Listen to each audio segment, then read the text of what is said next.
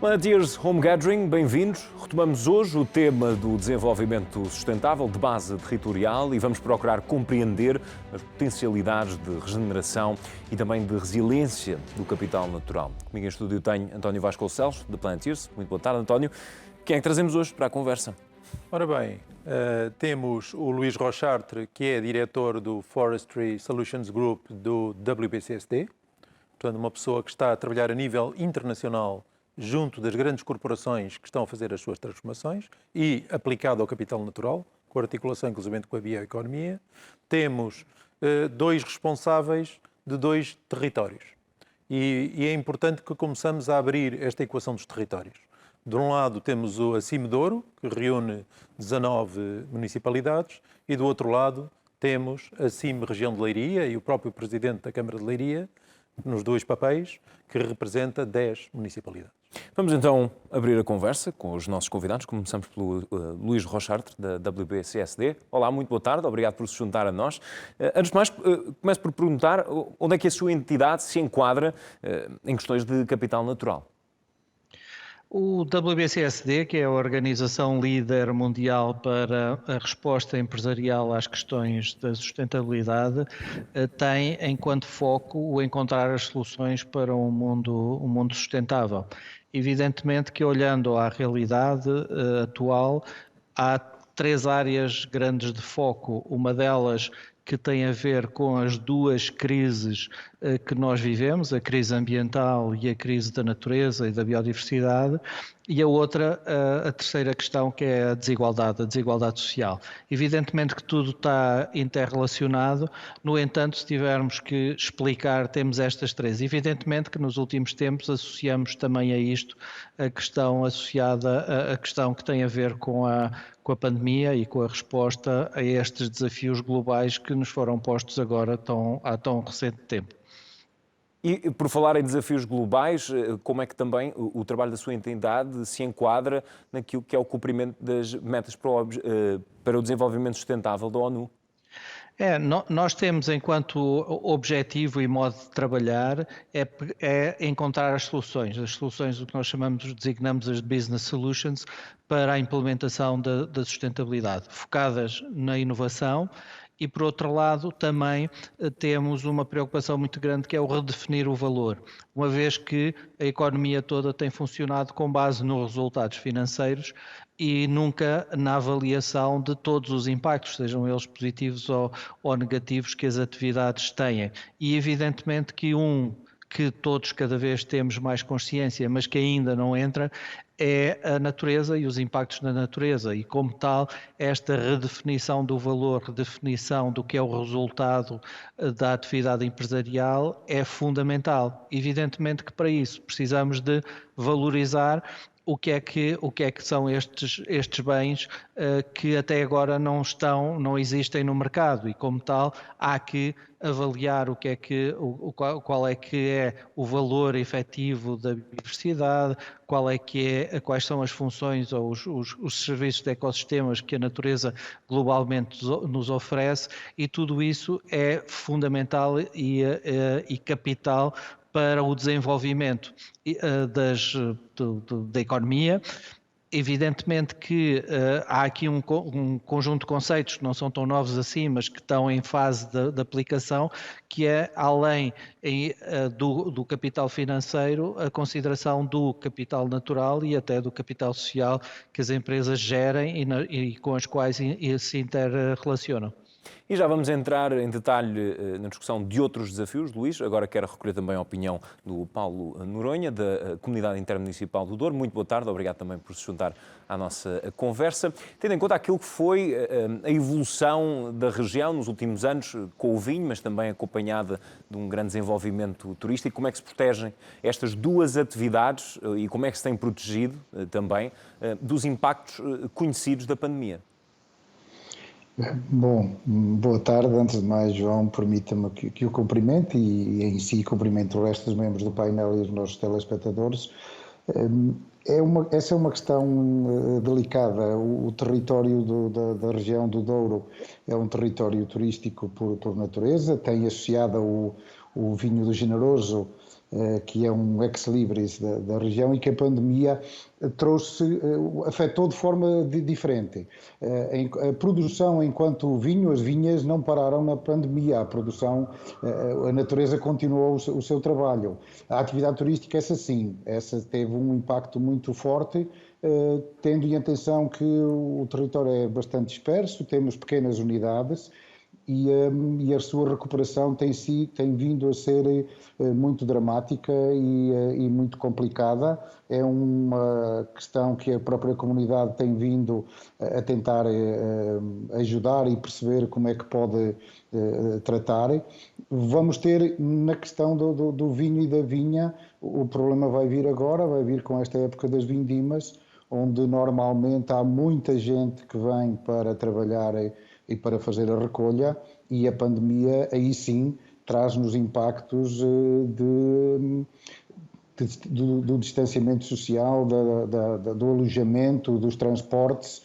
É algo que nos preocupa. Preocupa também a região, o facto de não ter, neste tempo, a produção não ter sido escoada, a produção anterior. E muita desta produção depende do chamado canal Horeca, da distribuição nos restaurantes, nos hotéis, que com a paragem obrigou também a uma paragem nas vendas, e neste momento a região tem um estoque elevado de vinho que com a vindima vai nos criar alguns problemas de estocagem, e é nessa área que estamos a tentar encontrar soluções para tentar garantir que a produção, que embora este ano por questões naturais não seja tão elevada como nos anos anteriores, se consiga fazer e se consiga garantir o seu armazenamento para escoamento futuro.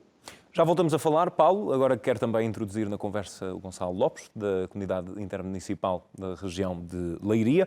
Muito boa tarde, obrigado por se juntar a nós. A região tem uma diversidade natural significativa, tem também uma frente oceânica e tem uma importante base industrial. Está a saber responder à crise? Muito boa tarde a todos. Agradeço a oportunidade para poder também apresentar aquilo que é a realidade económica, social e ambiental da região de Leiria. É constituída por 10 municípios, onde existe também uma grande diversidade económica e ambiental. 5 concelhos mais a norte, muito direcionados para a agricultura e de uma base essencialmente florestal, onde a crise naturalmente se faz sentir com menor intensidade, uma vez que são populações de baixa densidade. Depois uma região constituída por outros 5 municípios, são os municípios em volta do concelho de Leiria, mais industrial, com um setor económico muito direcionado ao setor da economia industrial, com os plásticos, os moldes, direcionado também para a construção civil, e que onde a crise efetivamente está a deixar profundos impactos na área do emprego. Portanto, temos setores muito direcionados para a exportação, estando as barreiras e a circulação de pessoas e mercadorias reduzidas no contexto atual de pandemia, faz com que estes setores tenham tido uma redução muito grande naquilo que são as suas carteiras de encomendas. Claro que temos a noção que num processo de retoma será também nestas regiões, nestes concelhos mais dinâmicos do ponto de vista económico, que irá sentir-se mais, com maior vivimento, que é a criação de emprego. Importa dizer aqui o contexto ambiental com que estamos atualmente a atravessar também na nossa região, que tem um forte pendor florestal, onde aquilo que é a marca nacional assenta no Pinhal de Leiria, no concelho de Pinhal de Leiria, que em 2017 sofreu um incêndio devastador e, portanto, 83% do pinhal foi consumido pelas chamas. Este acaba por ser um grande desafio ambiental para a nossa região e para o país. Este será seguramente um dos desafios no que é nova política ambiental de sustentabilidade para os próximos anos, e que teria necessariamente uma área a investir com o plano de recuperação económica que a Europa irá ter de desenvolver. Naturalmente, esta região não sofre só dos problemas das alterações climáticas, onde este incêndio foi a conjugação de fatores extremos climáticos, nomeadamente onda de calor, que fez com que se criassem as condições para a devastação que se registrou. Estamos também numa região que é fustigada regularmente e com bastante frequência nos últimos 5 anos por eventos resultantes de ventos fortes. No passado dezembro, a tempestade Elsa, anteriormente o Leslie. Em 2013 tivemos também fenómenos associados a ventos fortes, mas também com o avanço daquilo que é o mar para na nossa costa. E, portanto, a nossa região de Leiria é uma região cujo tema da alteração climática e o tema daquilo que é a necessidade de adaptação dos territórios no combate à crise climática é decisivo. Tanto mais que temos aqui também a necessidade de colocar a nossa indústria a ser cada vez uma indústria mais verde. E temos bons exemplos daquilo que é a aposta na economia circular em setores desde a cerâmica à área do agroalimentar, como é o caso da produção de avícola, que tem uma fileira de produção que integra verticalmente os desperdícios, e esse é efetivamente um grande desafio na recuperação económica nos próximos anos. E já voltamos a falar de oportunidades. Agora volta ao estúdio. António Vasconcelos, ficámos aqui com a certeza daquilo que temos vindo a acompanhar nos últimos meses. Obviamente que é uma dificuldade comum entre regiões, mas cada qual com o seu desafio particular ao nível daquilo que também são as potencialidades naturais. Exatamente. E este domínio destas regiões, vistas não como uma municipalidade, mas um conjunto de municipalidades, portanto, territórios já com 200, 300 mil pessoas, são unidades absolutamente chave. Vai haver, com certeza, uma evolução no país, nesta caminhada para 2030, já no início desta década, de um reforço destas unidades. Porque nós, numa escala de 300 e tal municipalidades, estamos num nível muito micro. E, portanto, é preciso esta lógica e entender estas realidades, que são muito mais do que discutir o país, porque às vezes nós perdemos um bocadinho a discutir a estratégia geral do país. É importante, evidentemente, e é fundamental, mas é no nível do terreno, é aqui. Portanto, um olhar mais clínico. E mais no terreno, compreendendo a realidade no terreno, onde o ambiental, repare, em todos estes discursos, o ambiental está completamente em volta com o social, em volta dos negócios. Isto é um recentrar completo e é um ver a realidade económica com outras lentes, de uma forma completamente diferente. E vamos também voltar a esses desafios de uma forma mais geral, mas retomando a conversa com o Luís Rochard. Luís, quais é que acredita que são os desafios territoriais de Portugal, precisamente? Os desafios de Portugal têm a ver, por um lado, com o que são uma série de cenários que já foram desenhados em relação à exposição que o nosso território, que o nosso país tem às alterações climáticas.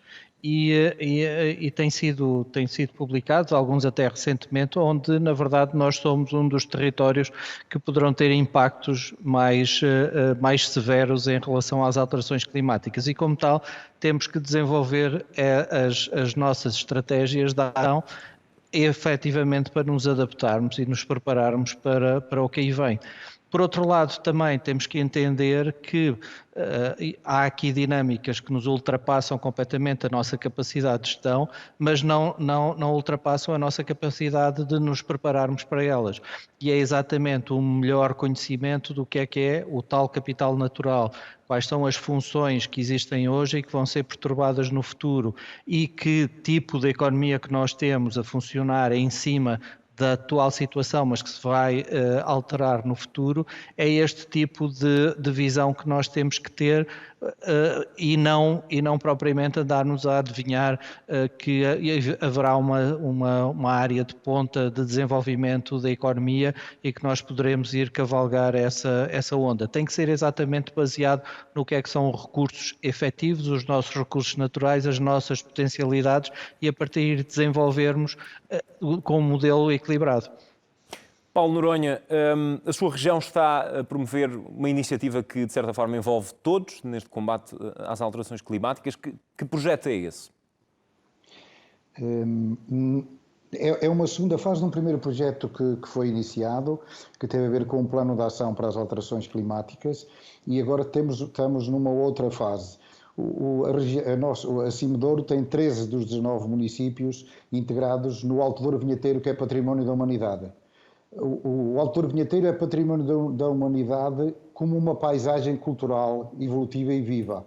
Ora, a paisagem é um dos aspectos mais afetados está com a questão das alterações climáticas, em especial com as questões dos efeitos extremos de seca e de granizo e de chuva. E, portanto, o que nós estamos neste momento a promover é um programa de informação e sensibilização para a questão das alterações climáticas no Alto Douro Vinheteiro enquanto património da humanidade e um património que pretendemos proteger. E estamos a fazê-lo em 3 vertentes. Numa vertente da população em geral, de uma vertente de informação sobre os efeitos das alterações climáticas e da forma como temos que nos adaptar.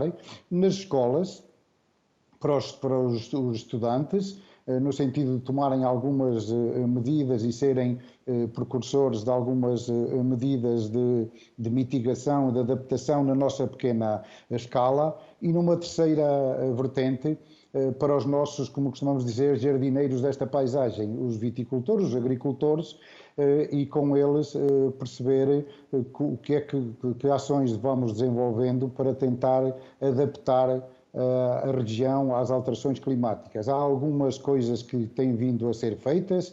A região do Douro tem grandes companhias produtoras e exportadoras de vinho generoso. Elas próprias já têm as suas unidades de investigação e já estão a trabalhar até em recuperar, por exemplo, algumas das castas mais tradicionais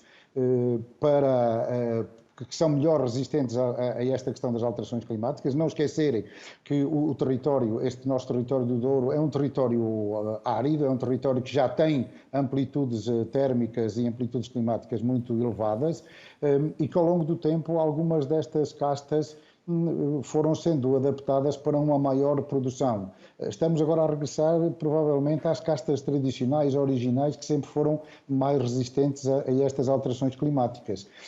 Por outro lado, temos também alguns projetos ligados à mitigação destes efeitos. Temos neste momento, nós diretamente acima não, mas alguns dos nossos municípios com uma associação da região, um projeto entregue no e-Grants para o combate ao granizo, um combate ativo ao granizo, aos fenómenos de granizo que regularmente têm vindo a acontecer e que destroem uma grande capacidade, que destroem alguma capacidade de produção. E, portanto, este nosso grande projeto é um projeto de informação e de sensibilização para as alterações climáticas no território do Alto Douro Vinheteiro, cuja classificação, como já disse, baseou-se na paisagem. E, portanto, é a paisagem que nos define e é a paisagem que queremos manter. Muito obrigado, Paulo Noronha. Voltando à conversa com Gonçalo Lopes, há pouco recordou o caso do Pinhal de Leiria, que de certa forma é um símbolo de devastação natural nos incêndios de há 3 anos. Como é que estamos, em que ponto estamos na recuperação do Pinhal de Leiria? Estamos num momento de alguma indefinição, mas que representa, volto a dizer, uma grande oportunidade para o país de poder fazer algo num território de dimensão relevante, que tem uma história e representa uma identidade natural desta região, mas uma referência para o país, uma vez que a história de Portugal foi, no fundo, assente em muito daquilo que foi a construção daquele pinhal e a importância que teve no contexto do nosso crescimento e da nossa expansão marítima. E por isso há aqui um dever, uma obrigação coletiva, não só do governo português, do respectivo Ministério do Ambiente, mas também das autarquias, da responsabilidade intermunicipal, mas também de todo o movimento social, associativo e ambiental, nomeadamente o que está relacionado também com a ciência, em conseguir definir um plano de intervenção de rápida recuperação e da reflorestação do pinhal. A estratégia tem apontado muito por uma reflorestação natural, mas que fica comprometida com o aparecimento de infestantes, nomeadamente de acácias, que faz com que os pinheiros que vão surgindo e que são feitos de maneira natural, fiquem prejudicados no seu crescimento. Nenhum pinhal consegue ser reflorestado naturalmente sem apoio e investimento em mão de obra humana. E, portanto, é necessário um investimento claro, objetivo, naquilo que é o ordenamento do território, o seu tratamento diário, a sua manutenção, e, naturalmente, esse é o desafio que o Governo terá que abraçar e que deverá contar, naturalmente, com os agentes políticos, sociais, ambientais e do ensino superior na sua concretização. Volto a dizer, é um território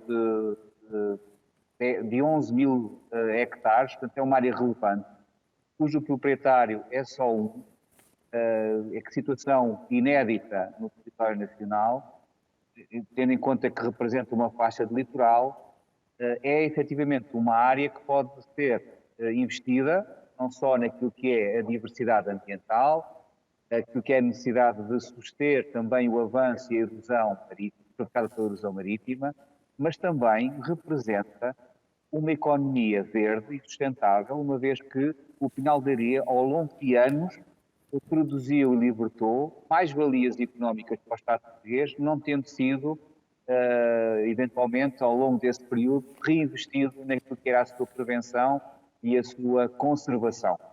E esse é o momento ideal em que, efetivamente, temos esta oportunidade, não só pelo contexto político internacional, onde as questões ambientais são, efetivamente, hoje uma realidade que tem um calendário definido, assim como também há um dever e uma dívida histórica e ambiental com o incêndio, de na próxima década se apostar num plano de reflorestação que possa mobilizar toda uma sociedade em que os portugueses estejam unidos na sua reflorestação. Importa dizer que nos 2 anos a seguir ao incêndio tivemos manifestações de solidariedade notável. Tivemos associações, empresas, donativos, que tiveram um impacto muito grande junto do território, embora seja necessário uma liderança clara para concretizar toda esta vontade de querer ajudar na reflorestação do Pinhal de Areia. Muito obrigado, Gonçalo Lopes. António Vasconcelos, ainda temos tempo para uma pergunta e, se calhar, endereçada ao Luís Rochartre, tendo em conta também a articulação da WBCSD com o projeto da Planeteers. Ora bem, exatamente.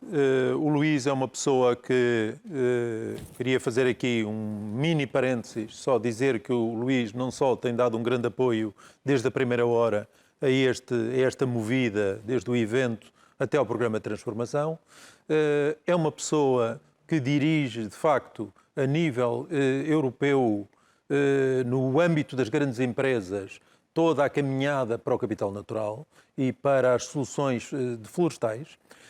Isso é muito importante. As empresas grandes têm que ser uma peça fundamental do financiamento.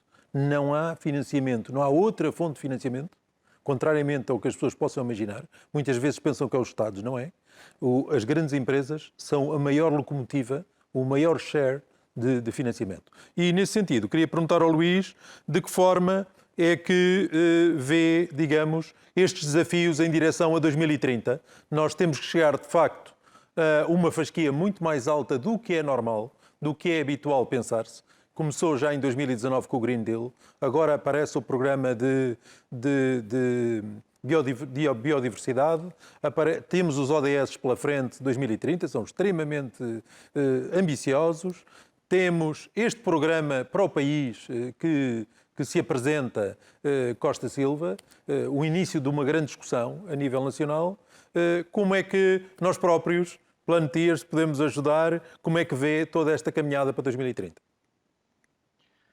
Pois, sem dúvida nenhuma que os desafios estão lançados e os objetivos estão definidos, ou seja, os objetivos de desenvolvimento sustentável e uma série de outros acordos que são subscritos pelo Estado português, como são unanimemente aceitos um pouco por todo o mundo. Evidentemente que temos problemas de implementação, e temos, sobretudo, limitações em termos dos recursos que podem ser alocados. É por isso que esta solução não passa unicamente pelo Governo Nacional ou qualquer governo regional como é a União Europeia a nível português, mas pelo envolvimento direto das empresas e na capacidade que as empresas não têm só de mobilizar capitais, mas de também gerarem inovação e as soluções necessárias que nós precisamos.